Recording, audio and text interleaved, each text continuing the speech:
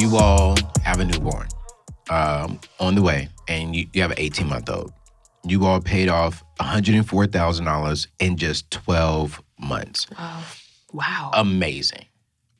And I have to say this, amazing, not just because you paid that off, but I know people watching us right now saying, how did this young minority couple do this? And I want to talk about what are some practical things that you all did to pay off your debt. What helped you all get out of this in 12 months? Like, dude, some people don't make that in a year. Okay. Yeah. And y'all paid off that much money in a year. Talk to me. Give me some practical stuff. So we did that in our first 12 months of marriage. So as soon as we got back from our honeymoon, we got to the table and said, hey, we need to address this now. And so the thing that we started off with was our why. So a lot of people start with the numbers, but the numbers can be overwhelming, especially if you owe, 6 figures in debt. But we started with our why. Where did we want to be 20 years down the road, 30 years down the road? And then we reversed engineered it. So how do we get to where we say we want to be? Yeah. So we started with values. Okay, values. Yep. So we started with, the type of life we wanted. We wanted options. Yeah. We didn't want to be tied down to a job working 30, 40 years. Okay.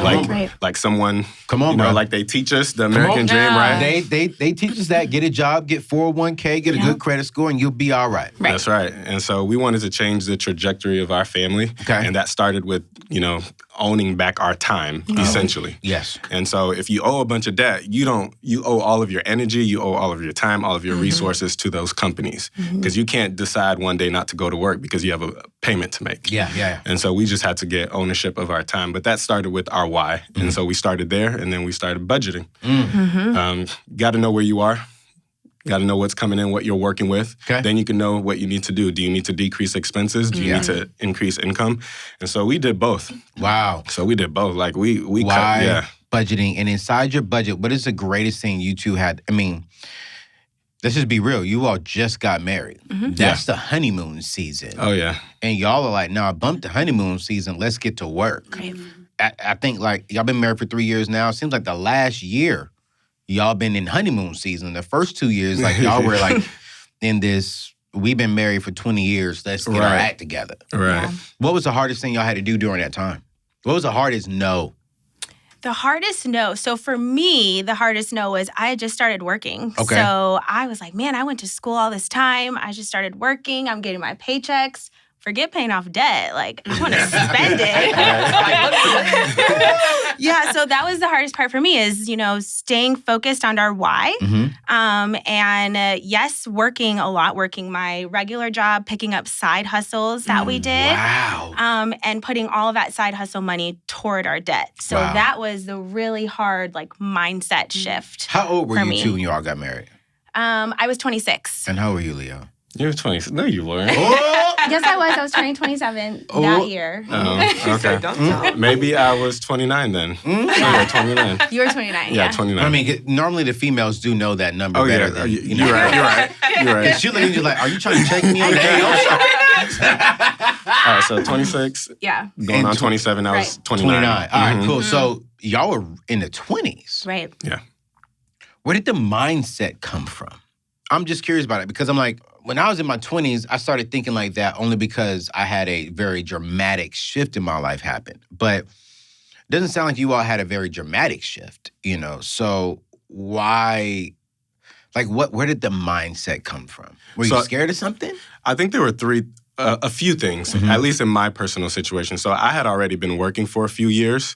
And so I was about 2 to 3 years into my working career. Okay. And I met this young lady. Okay. And, at one point during our dating season, I started looking for a home. And so I went to look for a home, got the pre-approval and everything. Yeah. She came along with me because I knew this was, the future missus. Yeah. And so I had to get her approval and came back. We decided on the home.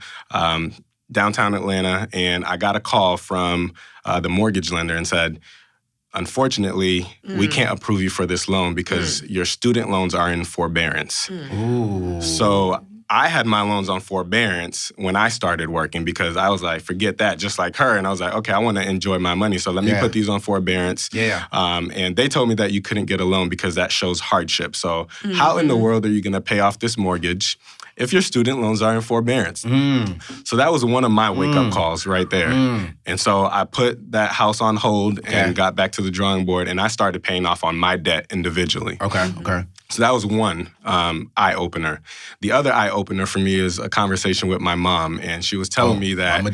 Mama Dukes. Love her to death, hardest working woman I know, works 6 days a week for as long as I could remember, in her 60s. Wow. She told me during one conversation that she doesn't know when she'll be able to stop working or if she'll be able to stop working. How did that hit you? Hearing your mama say that. That was tough. That was tough for me to swallow. I just thought about, if I had only known what I know now back then, maybe I could have given her some advice to help her along the way so she wouldn't be in this situation. Wow. And so the big thing for her is she owed a lot of debt. Wow. And because she owed a lot of debt, she didn't see a way out but to work. Wow. So she couldn't enjoy our baby boy because she had to work. Yeah. Oh, man. Right? So that was another eye-opener for me is, I want to emulate her work ethic, but I cannot allow this debt to control what I do in my life. So, No, Jay, you and your husband paid off $400,000. $460,000 AO. Okay, let me know. Get that 60. Let me know. 460. And with kids, how long did it take you all? Well, when we started, we didn't have the kids. So we, similar to you guys, we got married, I think I was 23. Okay. And we got married 1 week after graduation. Oh, so we didn't have no careers. And we were musicians. So we were just out here just in the breeze. What do you play? I'm a singer. Oh, okay. So my husband's a bass player and a keys player. Oh, good. And so we were living in Nashville at the time. And, I don't think either of us knew that that's the kind of debt we had. Matter of fact, I don't think we knew it until I had auditioned for a job to work on cruise ships to be in a cast. And the audition was in Florida, and so I had to travel to Florida to do it. And when I tell you, I don't even think I ever even looked at our accounts. And Sam said to me, my husband, he was like, we need to come up with the money to get to Florida, because we literally just didn't have it. So we were looking around the house for things to sell. Wow. So we sold some stuff, had the gas to drive down to Florida. I did the audition. This was before stuff on your phone. So I didn't even know I had the job till I got back. Wow. Saw the email on my desktop, right? So that was, once I got that job, it required us to move. And once we were in the process of moving and kind of getting things together, that's when we started figuring out how much debt we had. And to be honest with you, it really took probably the better part of 3 years to really get to that number. And I say that because my husband at the time had a lot of student loan debt, and that's shameful.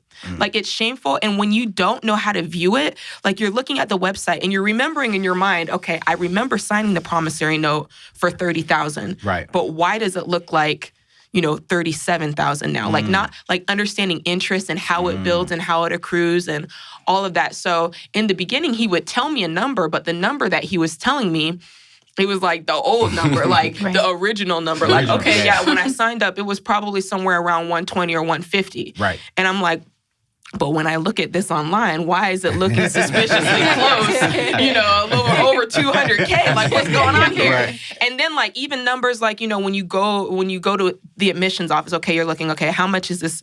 How much is it going to be to go to school here? And then you're finding out, oh, it's more because you're out of state. All of these things, it's all coming rushing back to him. So in the end, when we realized how much money we had to pay off, it's taxing, it was taxing on our marriage to realize, okay, I thought it was $300,000. Okay, wait, now you're telling me it says, I thought you said, it's all a lot of going back and forth. So when we finally got to the number, we were living in Florida. We were 2 years into marriage, and I was like, okay, I remember hearing Dave Ramsey. So we went and got the book, The Total Money Makeover. Yeah. And we were so excited. We're sitting here reading okay, let's go. And it was the first step, we were like, okay. Then the second step is okay, we just didn't have, when I tell you we didn't have any money, there was no starting spot for us. Wow. Save $1,000. Are you kidding me? Wow. So the only thing that we could do, our first baby step was stop going into debt. Stop creating more debt right now. Nothing. No credit cards. Nothing. So that was our baby step one. Was that hard? When you talking about like cut up the credit cards, stop going into debt? It was very hard because we weren't going into debt. At that time, we weren't going into debt doing frivolous stuff. We were going into debt paying bills. Wow. Because, I mean, when we came out, I was working at the mall. Like, when I came out of college, I was working at the mall. My husband was doing some studio work around town. He was just, getting started. But we didn't know how to manage money. So we were spending... We probably could have been doing way better at the time. We just didn't know. So when we finally started paying off debt, the first 2 years, like I said, was just don't create more. And then once I started working for Royal Caribbean, I was making a steady paycheck, and so was he. And so we had that margin to start putting, $500 extra a month towards debt. And we did that grind out for about 3 more years. So now we're like 5 years in. And during the course of that time, we started our own business and it started taking off. So really the last 2 years is when we were able to hit it hard and probably got the majority of it paid off. I think we probably paid off the last 250, The last 2 years. Yeah, we paid that off really fast. 2 to 3 years, about 3 years. Because, at the time when we were living in Nashville, we sold our house to move. And we were thinking, okay, we'll make some profit on the house, hit that. Broke even. Yeah, which that was like, dang. And the house was only worth $120. So it's not like people go, oh, you must have sold your house. And I'm like, that house was $120. We paid off $460. Like, don't do me like that.